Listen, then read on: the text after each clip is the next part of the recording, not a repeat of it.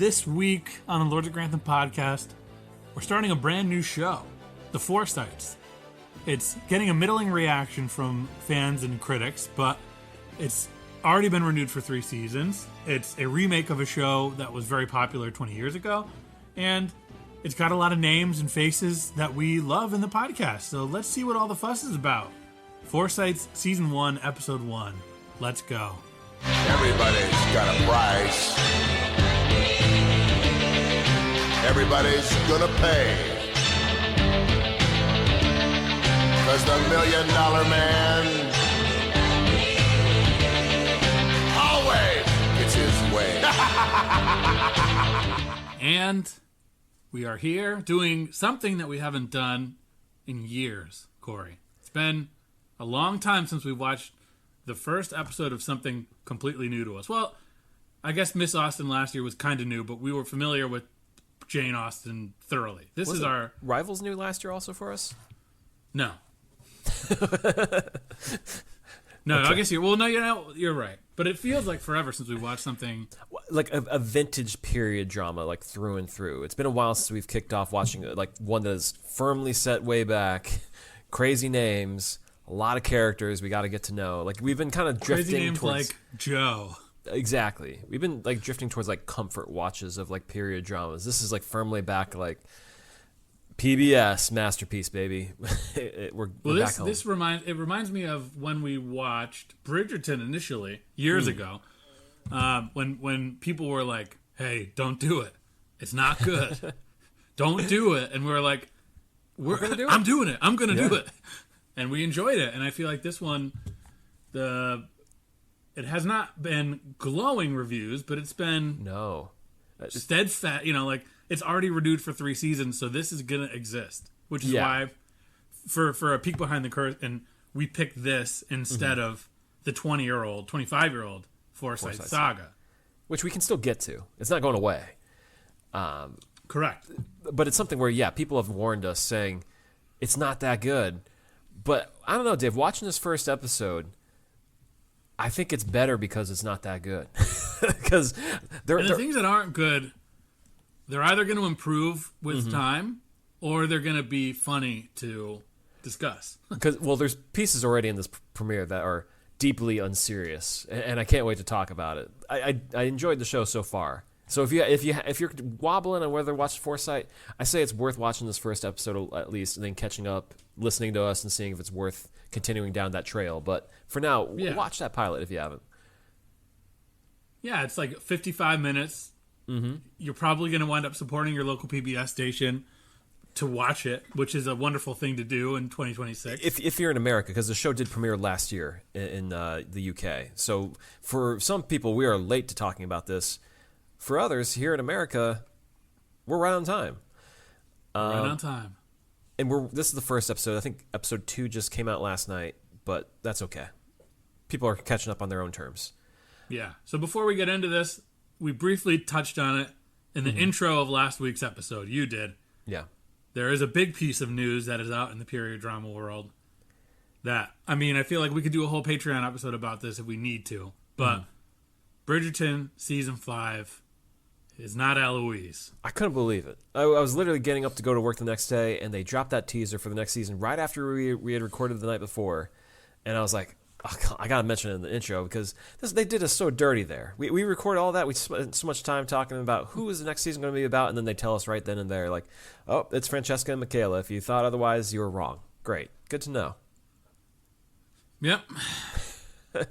Which is going to be interesting. There is a lot to unpack, and honestly, we might need to discuss it a little bit more thoroughly because it's so unique that a period drama that's so like alpha focused, like Francesca and John Sterling were like the C couple of their season, and it's like they got together, everything that happened, and now the idea that we are shotgunning a queer relationship to the front of Bridgerton following a death, like a very tragic death, is shocking just as far as storytelling is concerned. Yeah. Well, apparently from what we hear, the season will take place 2 years after the events of season 4. So there will be a time of mourning, of further mourning. So I don't know. We'll cross that bridge when we get there. That Bridgerton when we get there. Plenty of time between now and then. But anything else though? I mean, we can jump right into these Forsytes. No, just that they're still filming Gilded Age season 4, and yeah, nothing else really going on out there, Dave. The Forsytes have premiered here. Now, before we get into the show, as you mentioned, we need to level set that we have not watched the original Forsyte saga from 2002 starring Damian Lewis. We haven't read the books. Have not read the books either. We are not caught up on this. So this is just true to what we do for a lot of these period dramas. We kind of come in from the cold. I would say we're a little bit warmer than... Aside from Downton Abbey, which was the whole hook of this podcast. Yeah. The only one that we knew thoroughly. Mm-hmm. But I will say, having watched so many period dramas, I do feel like I'm automatically locked into like the language with how these people talk to each other. The beats. Yeah, exactly. It all feels very familiar, which I can see why some people may not be so hot on Forsyte because it feels so familiar. But for us, this is just easy to walk into and just pick up and watch it. Once you get adjusted to who's who and what their relationships are. Yeah. It is what it is. So let's just a little table setting. We are told that the Forsytes are bankers, investors, stockbrokers, sort of money men of London 1877. And then they jump ahead 10 years, right? They jump ahead 10 years. So 77 and 87. We have the seniors. Gilded Age at time period, too. Yeah, crossover maybe. Mm-hmm. We have James and Joe Sr. Forsyte, their mother, who I don't know exactly which one she is. She's Grandma Forsyte. I don't know. What do you want us to call her? I forget her government Grandma. name. Yeah, we'll call her Grandma because that's what she is. And they got 2 kids, or they both have one son. That is our sort of rivalry here. We have Joe Jr. and we have Soames. Right. Soames is the son of James, and Joe, which is short for Jolyon. He's Jolyon Jr. technically because his dad's Jolyon Sr. Yeah, his dad's Jolyon Sr. It would be a heck of a trick if James named his son Jolyon. Like that would be a heck of a power move. Like Dave. Imagine if I had a kid and I named him Dave. Dave Jr. too. Yeah, it'd be so confusing for everyone involved. But yeah, we start with the marriage of Joe Forsyte to Frances Forsyte, played by Tuppence Middleton, who you may recognize from the Downton Abbey movies. She is the one who marries Tom Branson. One and 2, not in 3. She doesn't. She stays at home with the kids for movie 3. She's filming this show in the 3rd movie. But yeah, we learn that June, who's the daughter of Frances, that Frances is a widow, and this is like her second shot at success and marrying into a family worth something. And they really spend the first few minutes. The narrator herself says illustriously, or so we say, the Forsytes are really important. And as you mentioned, Dave, it's because they're rich. They're in stockbroking. They run the show of the business and economy around there. Yeah. So we know that this is a marriage of sort of societal connectivity, something that you might see in any of our shows, really. But I feel like the more Gilded Agey ones that are set in bustling cities with power players making moves, you know.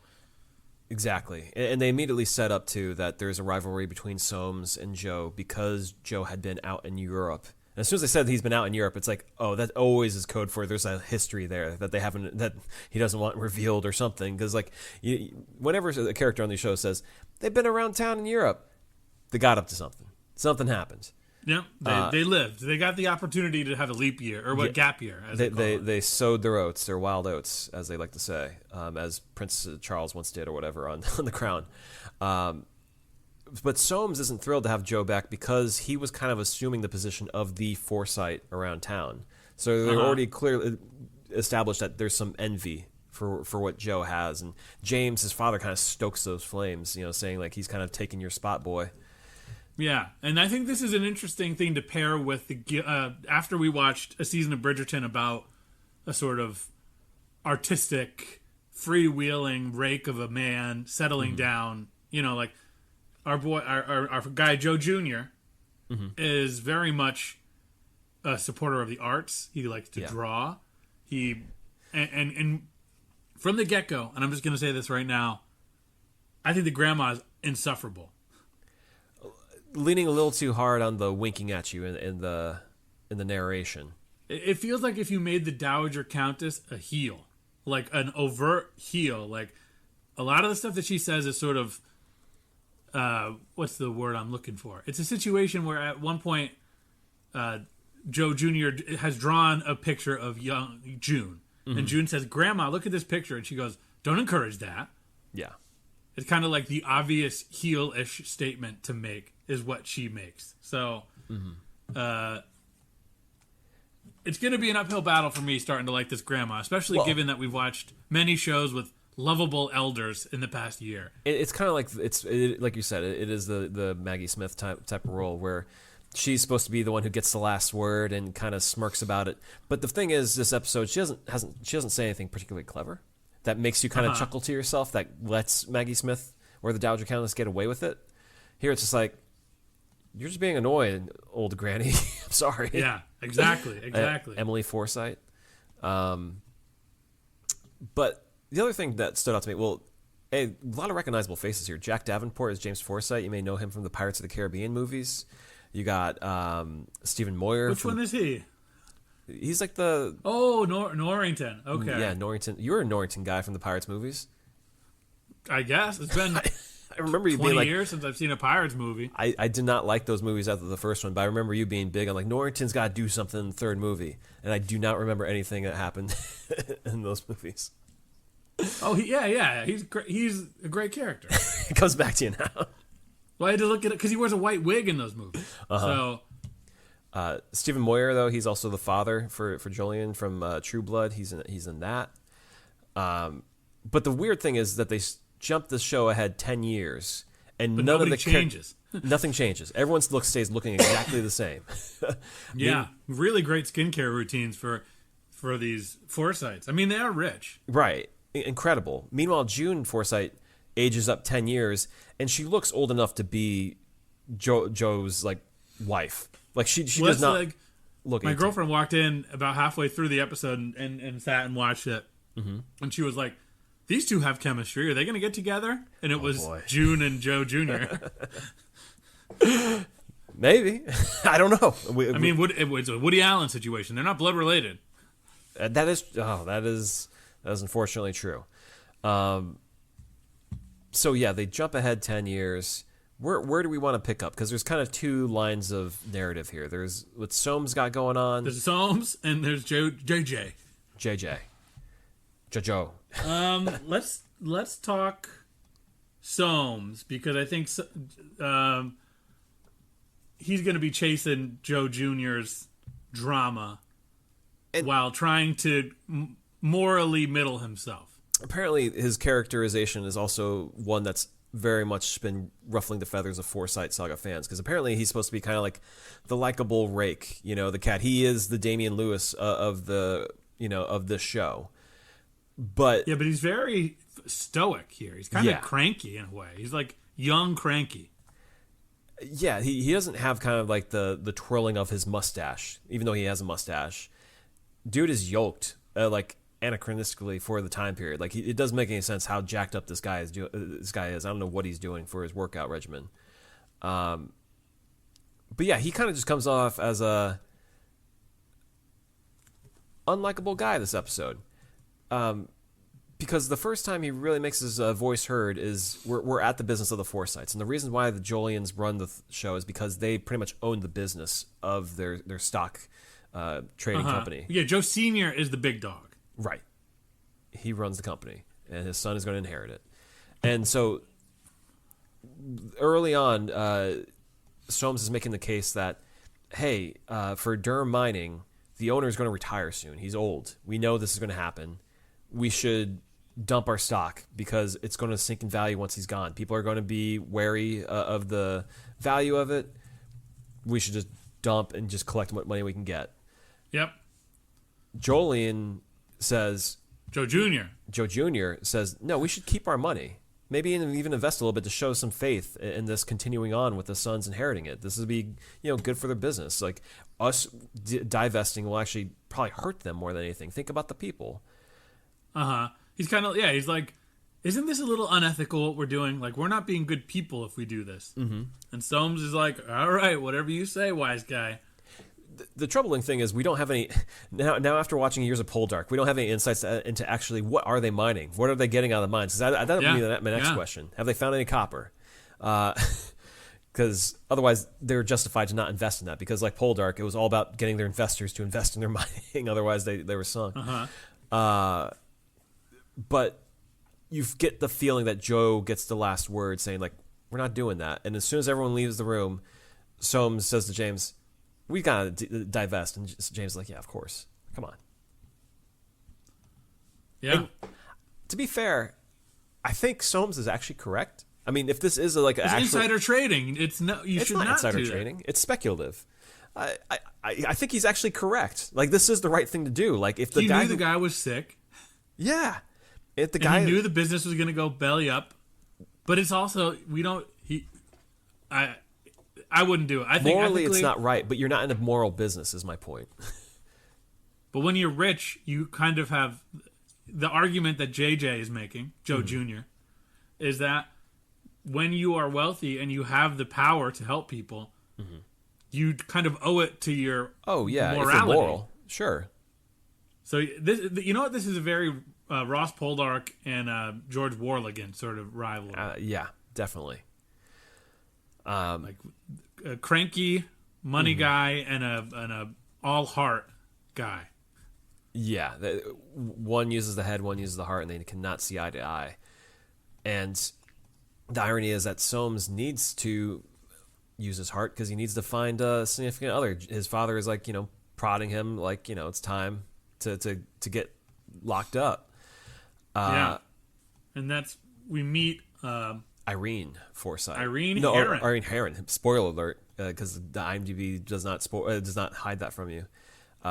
She's played by Millie Gibson. She was one of the assistants to the Doctor on Doctor Who recently. Okay. She's a recognizable face over in Great Britain, but we learned that she is, and she's naturally blonde, and they have her red haired for this one, but she is a dancer. She's doing some ballerina.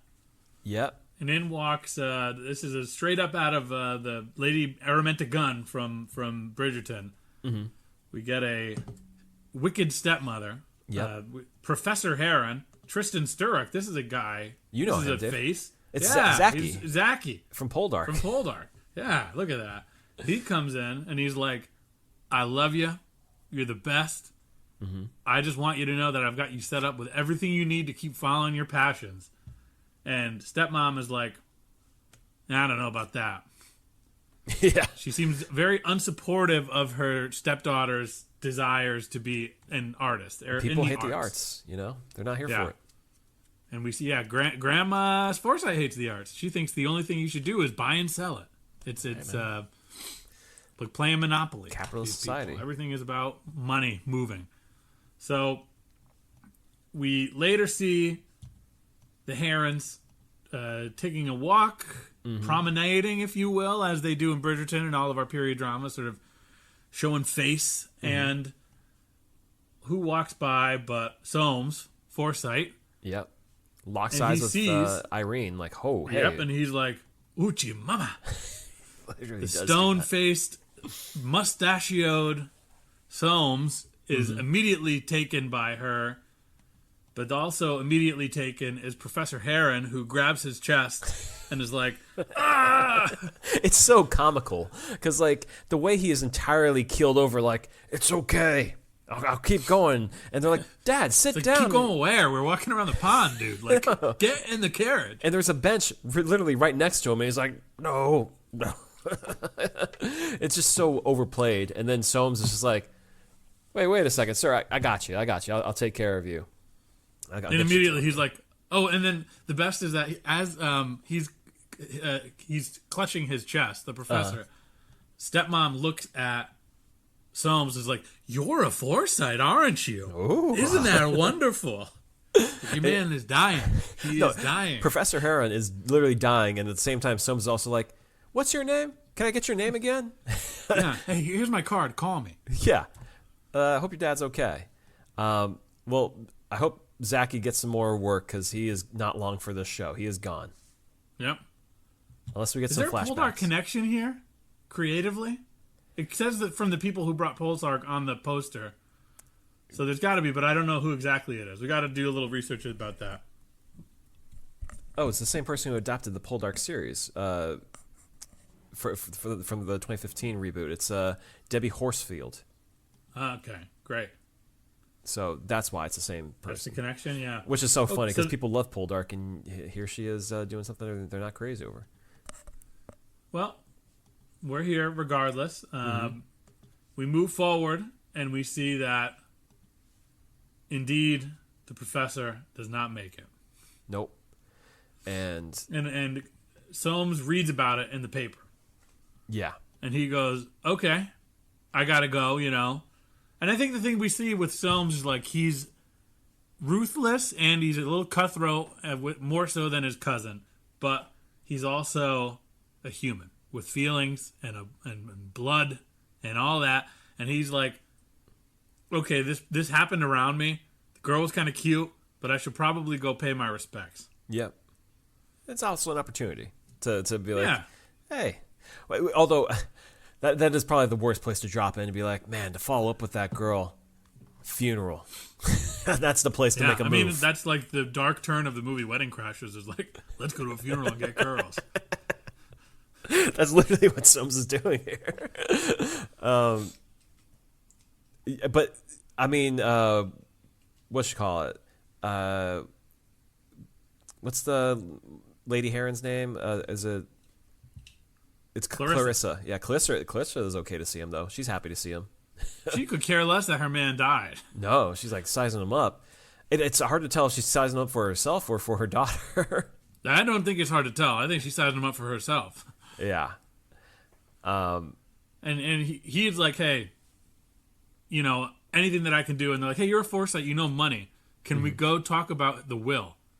Because we know that in the will, allegedly, the professor was going to leave Irene enough to continue a life in the arts. And there's an argument between Clarissa and Irene about how she's not going to be able to afford to live, Clarissa, even though that the will allows for her to live in the house for free and basically have enough money to live out her days in the Heron household. Yep. So, but she just wants to run this by Soames. And he offers too. Like I can look after the will. The best part is he's like, yeah, I can definitely look at that for you. And they're wearing the exact same clothes, walking into his office. It's like, yeah, we just buried Dad. Let's go talk to the bank about Let's see what money we're getting out of this. And apparently, it's not very much. Well, the thing is, he looks at the paper that they hand him. The guy, they tell him up front that he's been living off the dividends of the property that he sold and that he had some investments.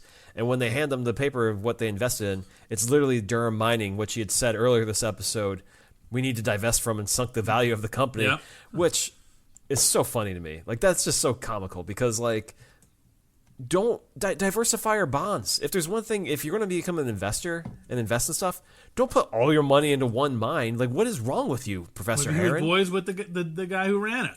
Don't give him some money, but diversify your trade. Like, what are you doing? Like, what a clown. And then they walk out of there saying we're going to be penniless because he put all this money in this mine that's not worth anything now. Yeah, Professor Heron, you're a clown. You're a dummy. But Soames he's an academic. He's not a money guy. He's a supporter of the arts. Yeah, what is he a professor in? I need some clarity on Basically, what his fault was not going to the Forsytes earlier. Yeah, exactly. Getting some advice from them. But Soames does kind of sit there like, oh, I kind of do feel bad for them, actually. But you should. At the same time, it strengthens Soames' offer to potentially wed one of them because, hey, they're poor. They need help. Well, I love the idea that it's one of them. Even though, like, that's I mean, clearly it's the bit that Clarissa is throwing herself at him, but this man who's Captain Stoic, has eyes for Irene immediately. Like, it's one of the hammier aspects of the show is him reacting to Irene. He's like, whoa, hubba hubba. So and because of this 10-year time jump, it's hard for me to understand how old Soames is. Like, is he like 30? They gotta be early 30s. Yeah. He's in great shape, though, because, like, Irene, from what I understand, is, like, basically 18 or so, you know? Like, little, I mean, it's different times. That's the name of the game, unfortunately. Yeah. They come across him while he's playing polo, and they show his arms. That's where Clarissa is laying the Mac down, trying to think that she's the one who stands a chance. And is that where he says to Irene, like, Irene's telling him, like, you'd be great with my mom. She's awesome. And he's saying, I don't have designs for her. I'm looking at you. Yeah, that's the part when he goes to their apartment. Oh, okay. Right, because he does make a house call. Yeah, he's an active young man. I mean, they're selling their stuff at the Herons. Things are not going well for them. They're about to be on the street. And she's going to have to give up ballet. Yeah. But if Soames has his way, that ain't going to happen. He's going to help him out. And he lets Irene know, I'm not here for your mom, your stepmom. Mm-hmm. I'm interested in you. Yep. All about you. And that's kind of where we leave their situation, right? Yeah. I think so. So let's jump over next door. We also didn't mention just off the top, I know anyone listening to this has probably watched it, these families live directly next door to each other. There's not even a inch of air between their houses. They're connected. Mm-hmm. Yep, they can hear each other through the walls while they're doing the deed and all that stuff. Sure, yeah, and we see that James and Soames on their side, it's very much a rustic sort of antique house that is not kept up to date, and they kind of blame that on the fact that James Sr. or Joe Sr. is the boss of the whole Forsyte gimmick. They're banking.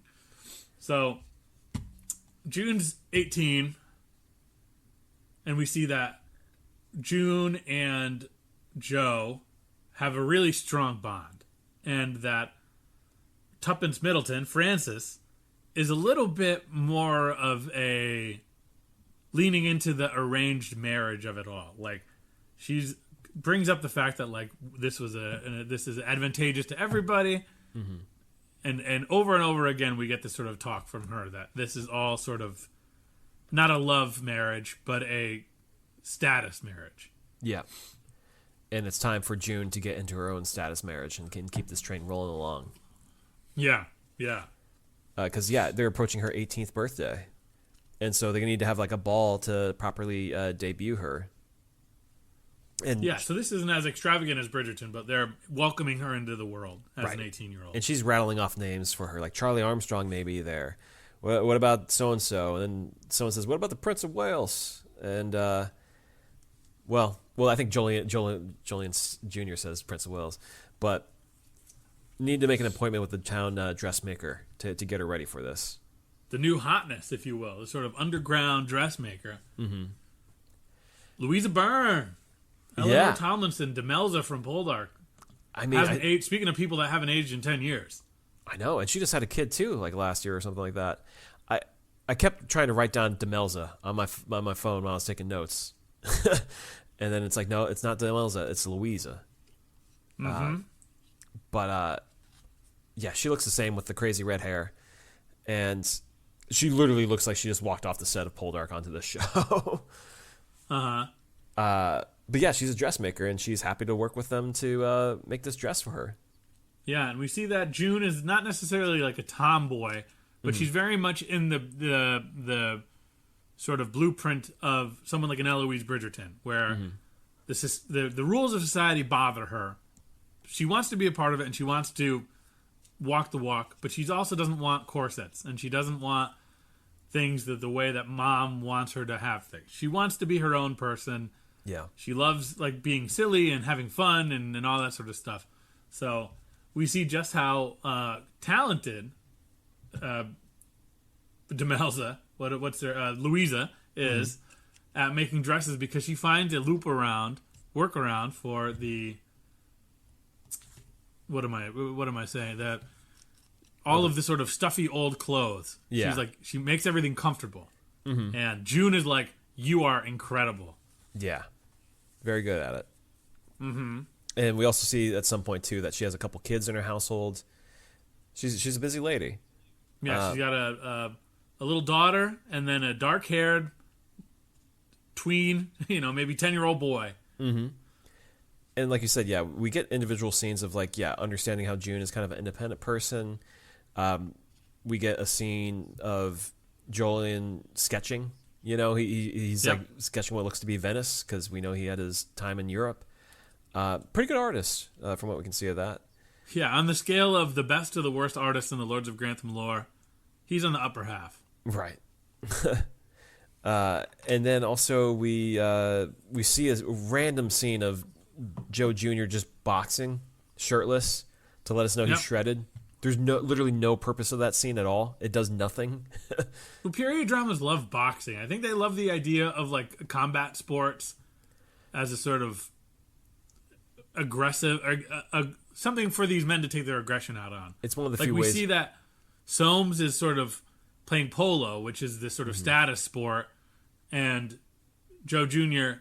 is out boxing, hitting a heavy bag alone, which lets us know that he can throw a punch, and it also lets us know that he's stoic in his own way. Yeah, he keeps to himself a little bit, but it's also one of the few reasons why they can explain why he's so shredded. This guy, though, again, he looks too young for this part. He should be going for June instead of that being his daughter. He's got this red hair that's not a single gray at all in his hair. He's not even 30 years old in real life. No. Meanwhile, Tuppence Middleton has a decade on him too. It's a crazy match between the two of them. Not saying there's anything wrong with that. It's just odd for the time period of the show and what they're trying to portray here. But Tuppence Middleton, sorry, I should say her character name, Frances. She meets with James Forsyte ahead of the ball. Not James, I'm sorry, Jolien Jr. Joe Sr. Jolien Sr. Jeez, I got there. That's why I meant the entire time. It's okay. She was like, hey, I got an idea for an announcement for you to make at the ball. What do you think of this? And we don't really get to know Jolien Sr. that much this episode. He's just kind of proud of his boy. Well, he's proud of his boy, but he's also one of those guys that knows that he doesn't have the killer instinct. He knows that this company is successful and that's a wonderful thing and awesome. But he also he understands that Joe Jr. doesn't have that dog in him. But he wants him to have. He knows it's there. He just doesn't know how to get it out. Exactly. So we see that it's the 18th birthday party. I don't know if we're missing anything in the interim, but we can get there. And Frances has a moment with her daughter, June, and she's sort of like, I'm a cool parent too. You know me. And I'm drinking a glass of wine. Right. And she's talking to her daughter about how beautiful she looks, because it's it seems rare that she's complimentary of her own daughter. Yep. And then we spill the wine on the dress. Right. And she goes in for a big hug, a big bear hug, June. And then, the wine just spills on her dress. And we see, call up the lady. Call up Louisa Byrne. We need her here now. Yeah, ASAP to fix this dress, which is an impossible ask considering how much the wine has covered the dress. Yep. And what needs to get replaced. And we see one of the servants is runs over to the dress to Louisa's shop, tells her, and Louisa's like, no, can't do it. Not going to do it. And they're like, you have to do it. Yeah. To which she's like, all right. I guess I gotta. And she goes over, and she's we nervous also see that June is fidgeting with a glass bird. Yeah. So that's also a prop that I'm sure will play a role going forward. Louisa shows up, and we start to see just how nervous she is. How more Soamesy Frances is, because Louisa's like, this is going to be impossible. This is a lot of work, and Frances goes, all right, we'll get to it. It's very much a we need this now. I don't care about you. You work for me. I'm paying you. Mm-hmm. Let's go. To which she does it. She pulls off the miracle. Yeah. June's dress is done. We see stepdad and mom beaming over how beautiful she looks for her coming out party. And the party is pretty solid, I would say, as far as... The turnout's good. You got all the coworkers there from the investment company. The Cole, Coles are there, and all the Coles are expecting. Good for them. Yeah, colorblind casting here. I don't think we would have a black lawyer in 1880. But and he's kind of like a voice of reason or a guy to help out for Jolien Jr. But yeah, James Sr. has an announcement that not only is June, moving up in the world, so will his son, because he's going to step down and let his son take over the investment company. Yep. Thrilled to give that news. And Jolien Jr. is a little bit caught off guard by that. He's not expecting that at all. Yep. But it goes on. It's okay. They're celebrating. But then Louisa is coming down the stairs and catches Joe's eyes. Yeah. He immediately forgets about everything that's going on, and he goes to talk to her. Yeah, she was starting to walk out, and he's like, hey, baby. Remember me? And turns out it's similar to what we just watched in Bridgerton. She was a lady's maid. Mm-hmm. He was a young man. They had a fling in affair. Venice. Yeah. And she disappeared. And it's funny because the flashback to her in Venice is literally what he is sketching in terms of the water and the scenery there. But she's like, I got to get out of here. I don't want to be talking to you. And she's out the door, and then he follows her, and he's like, come on, what has changed since then? It's been, 10 plus years now. It's maybe you're married, and I'm a dressmaker, and it never would have worked. Right. But we see Frances is watching from the doorway. She's jealous immediately, obviously. She knows something's up. She's like, who is this specter from your past? Mm-hmm. And the rest of the party, we see Soames is disappointed that he was passed over, despite what he's done for this family business. Mm-hmm.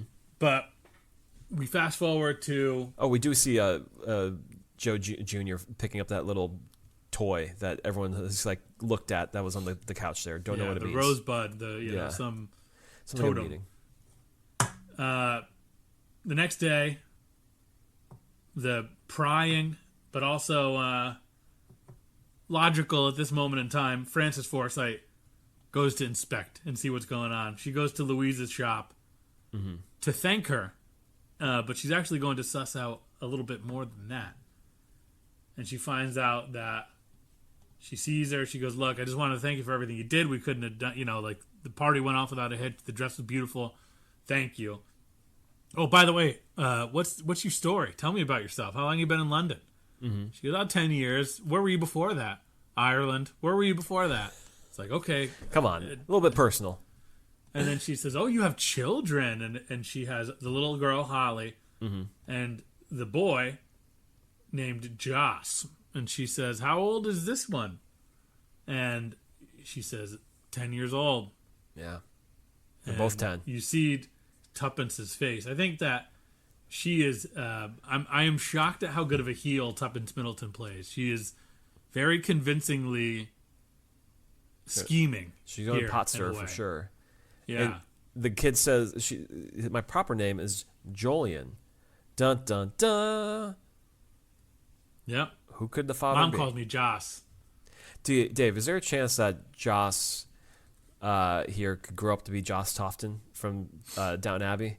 It's about a 40-year age gap between the time period of that show and this. Yeah, Tofton could be 50. Yeah. That could be this kid. His name from Byrne. Yeah. You never know. Sure. I'll never be in love. And that's the end of this episode. I thought this episode was good, but there's a lot of silliness. Like I said, the whole Jolien boxing shirtless for no reason at all. The Professor Heron having a heart attack, and then everyone just kind of going about their business, like, okay, it's okay. It's just but then he dies. And the simplicity too of the storytelling. As soon as Joe said he spent time in Europe, I just already conjectured in my head, is Demelza, Louisa, the woman that he may have known, because they're delaying us meeting her, and she has a mysterious background too. And she's the center of the poster. We did our homework here a little bit. Oh, Frances is actually the center of the poster here that I'm looking at for PBS. Oh, if you look on IMDb, the middle is Demelza and Grandma. Louisa Burnt. Yeah, sorry if we were getting the names confused with Poldark names. It's going to be a little while. We love Poldark. Yeah. But it has the makings of a soapy drama. So yeah, we'll see. I didn't dislike it, but I think the way it was shot was very it was too much for me sometimes. It felt, what it felt like? It felt like Belgravia, the next chapter, where it's trying to look like Downton Abbey in the Gilded Age on a less budget. So I didn't see it like that exactly. More so what I bumped against was it's the places that we're familiar with in like a Belgravia or when Downton Abbey's out in the town, but it doesn't feel as lived in. Like everything is like a touch too clean. Everyone's a bit too trim and looking like they stepped out of like a picture. Downton Abbey feels like a little rumpled. Not everything feels as clean cut, and so that's where it's just like. It feels like they're not doing their due diligence to make this feel as real as it could be, or as I don't know. Yeah, especially because it's not a very fantastical story. It's not like Bridgerton. Right.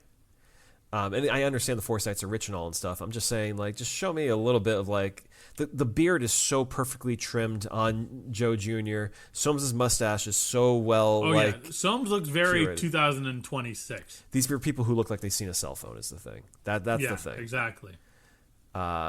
So yeah, we'll see if it settles in after a few episodes. We only got 6 though for this first season. Sure.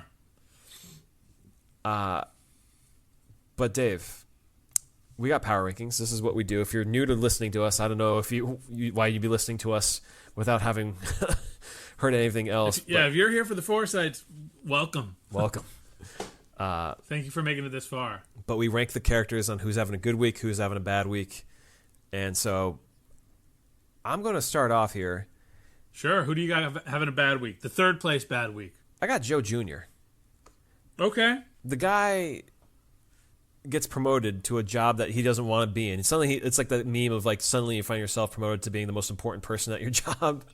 And he's just like, ugh. They even ask him at one point, are you excited about that? And he's saying, I guess I'm excited about that.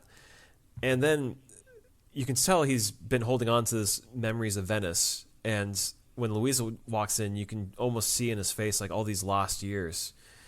I don't know if this is a W week for Joe Jr. Okay. Well, at number 3 going down, I got Clarissa Heron. Loses her man, finds out that he's worth nothing, throws herself at Soames, falls face forward into being an old spinster without realizing it. Has to sell the furniture. I think she really thinks that she's going to get it out of this with a better man, and bad news, ma'am. All these people remarrying. That's a big theme in this episode, is multiple people are in second marriages. I don't think you get number 3 in the 1887. They just need that foresight, to know what to do. I thought that was kind of, I don't know if that's accurate for the time where they have foresight into things because the stock market, it's that's literally how they got the name. I know back in London, Britain, they would have names based off of your trade. I knew someone whose last name was Cakebread because literally their family baked that back then. But foresight, all right. That's pretty, I don't know, on the nose. It's a stretch, yeah. Yeah. Well, number 2 going down, I got Louisa. She's got 2 kids. Okay. No one's supporting them. She has to go to this ball and take care of this dress real quick that's in a real mess there. And then she runs into the guy that looks like she's been trying to avoid. Tough week. Yeah. Well, I got Frances at number 2. Okay. Because she's thinking that, she's got this whole thing under control. She spent 10 years sort of, and there's a brief sort of romantic moment between her and her husband where she's like, we're adults. At one point we were children, and then we grew up. She's very much holding on, trying to grab him by the shoulders and say you don't get to be your old self. I am the one in control of chaste love scenes. Like, yeah. And maybe that's just the name of the game back then, and that's why Soames is not married at this point. But then, she thinks that everything's going well, and she sees what's going on with her husband and this woman. She goes to confront it and comes face to face with a child that, has the hair color, not the hair color, but has darker hair and is of the right age and has the right name. There you go. Well, number one going down, I got Professor Heron. This guy is just gone before we even got to know him, and it's just so comical how he dies. Like, like just. And then he finds out that he's been a buffoon with his money. Yeah, you clown. Like, you lost all your money because you didn't know how to diversify your bonds. Come on, dude. What are you doing? Just putting it all in that mine. Rest in peace, Professor Heron. All right. Well, I got Louisa at number one. This is a tough beat for her. Yeah. She's like, look, I just want to live under the radar. I want to do my thing. I want to be excellent at my job. Everyone says she's London's best kept secret. Mm-hmm. And not only does she come face to face with potentially her baby daddy and her long lost love, but then after leaving and saying, like, look, leave me alone. I don't want to deal with you. And also keep in mind, Joe Jr. went and almost knocked on her door. Like, now he's got the sniff for her. And then he comes face to face with her wife. And he already had a contentious sort of transactional relationship between the two of them. And now we see the wheels are in motion about unearthing this truth about her children. Yeah. I think it's a rough beat for someone that we have historically liked as a performer. It is funny because, like, man, they didn't do anything to calm down Louisa's hair. But then again, I guess that was the trademark of Demelza. She comes from, like, a lower tier society. So Louisa coming from a lower tier society, it makes sense that Eleanor Tomlinson gets to keep her hair, the wild red hair that she has. Well, based on that, Dave, who is going up? Well, you got him going down, but I got Joe Jr. going up because I think this guy is the fog is starting to clear. We see he's an excellent father to June. June loves him, adores him. And all these people around him are sort of yes-anding him, but rolling their eyes. We see grandma's like, oh yeah, don't get used to drawing. Yep. We see that dad is like, I'm going to make you the boss. But he just he's falling upward, but he's also starting to see his purpose in the world. And I think that he is the moral guy in the situation with the mining stock. And I think that he has a little spat with Soames, and it's worth noting that I think he kind of wins that, where he's like, you don't get to do this. You don't just get to go and make these decisions. So he's flexing. Sorry, I'm yawning there. Yeah. You're bored of JJ. Enough about this guy. He's got nothing. He doesn't have the wrist from me. Well, he's the 1A, so get used to him. Well, number 3 going up, I actually got Jolien Sr. Because this is a guy who runs the show, and then he's like, you know what? I'm going to hand the power down to my son. I don't know if this is the right thing to do, but I'm going to do it. And he's like, I'm only 55 years old. I'm going to come back 55. If they need me. But he definitely strikes me as a guy who kind of sees everything that's going on and can be a power player. And so it's a speculative, I think this guy knows what's up. Okay. Well, number 2 going up, I got the birthday girl, June. Same. I got June there, too. I think she's got like I said, I think with an 18-year-old who's sort of a pip, it's sort of how the world around her works. And we see how much her father loves her stepfather. And I think that's going to prove to be, I think we're going to see a little duality between her and Irene.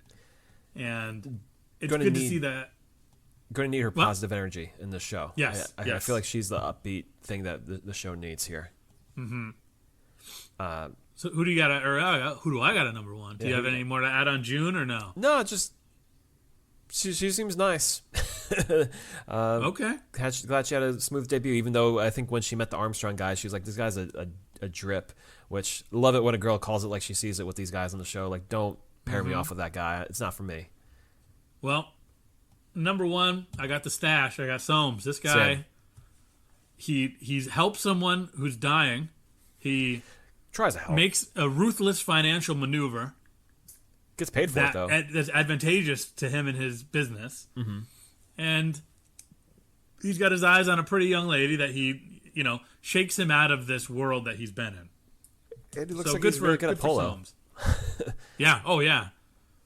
He can swing the mallet around. And then, he's got 2 women vying for him from the same family. How nice is that? Yeah. But I think that's it. Wait, is the grandma's name? It's Ann Forsyte. That's what it is. Ann Forsyte. She's number 1 on IMDb. It is such a... Wait, then who is Emily Forsyte? A wife. Okay. Or no, she's the one married to James. No, not James. Jolien. She's Joe Senior. Jolien Senior. Yes. She barely does anything in this episode. Yeah. Okay, that is the episode 1 of the Forsytes of the new saga. Dave, you been watching anything else? I watched Daredevil Born Again is back. Oh, how's that? The one sort of MCU thing that is kind of exciting. I think it's really good. I like. I think it's very heavy-handed. Mm-hmm. The irony of a multi-billion-dollar corporation leaning heavily as a criticism of our current political landscape is like not lost on me.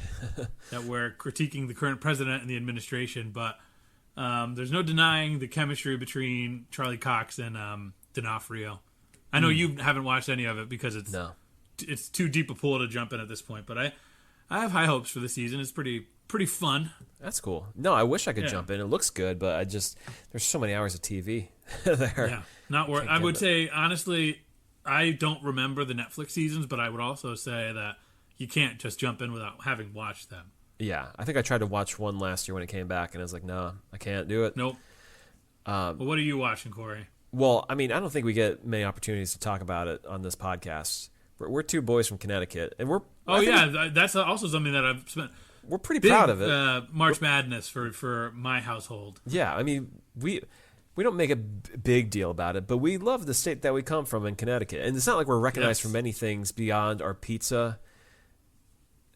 And that's really it. Yeah. People complain about driving through our state as if it's a massive state. Right, because a lot of the things that you can get in our state, you can find in any New England state, the beaches, all the seasons and everything. But the one thing that we can call our own, because we don't have any sports team, the Yukon Huskies. Every year when it comes to March Madness, we are one of the top dogs there. And if you did not catch it, on Sunday, it was one of the most dramatic finishes of all time in college. One of the dumbest plays by Duke. Oh, my God. We're trying to pass the ball. Hold the ball. Hold the ball. Let it run down the clock. Yeah. What are you doing? And we made the shot with less than a half second on the shot clock, not shot clock, on the actual clock itself, and won the game by a single point after trailing for literally like 58 of the hour, half the game. 58 minutes of the More hour. Than half the game. Just insane. I literally yelped when it happened. I could not believe, because we were talking during the game on our chat, like, it doesn't look good for us, and you were saying maybe. Yeah, I mean, I'm a Hofstra alum. Uh-huh. And they made the tournament for the first time in 25 years this year. So I was really excited to see them be an underdog, and they did not perform well. But one of the perks of being from Connecticut is there's always something to fall back on. So Hofstra did really well in the first half and then lost total control in the second half. And Duke kind of did the same thing. Yeah, we just took over, and it was so heartening to see. Yeah, you're a UConn alum. I am a UConn alum. I don't really have any Husky pride because I went to the satellite campus all my 4.5 years of college. They didn't accept me to the main campus. I could have went to the main campus, but I said, "Well, you already told me how you felt about me. I'm not going to go there."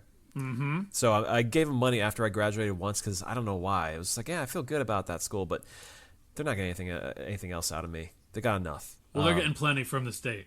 Exactly. They're doing just fine. But anyways, go Huskies. Yeah, let's hope they make it to the end. We'll see. And the women are killing it too. Women are fantastic. We want not to say we don't really need more championships, but we don't mind them. The women have had a year or two off of doing it, so like let them. Yeah, let's do a double dip. Why not? Exactly. People are just tuning out right now. Like, screw these guys. They're just a bunch of. Hey, you heard your foresight. We're here to do this. Yeah. Let's get our victory lap.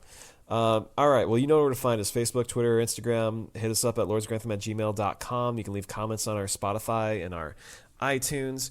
There was a person who left a comment on our Instagram last week, just the other day, saying how much they appreciated our pod because they were just watching Downton Abbey. And they really liked listening in. And we get those from time to time that people are just catching up on Downton Abbey and listening to us. It means so much. I was having It means a lot. It's also like that's like 8 or 9 years ago that what a totally different point in our lives we were when we were recording that. Yeah, you know, we just... But we did it. We said we want to sound evergreen. It's evergreen, baby. I was having a rotten day, and seeing that message really helped. So yeah, send us more messages. Love the fan love. And yeah... I'll have all our episodes on our Podbean website. You can join our Patreon, talk to us on our Lord's Grantham Lounge. And we'll catch you next time on the pod.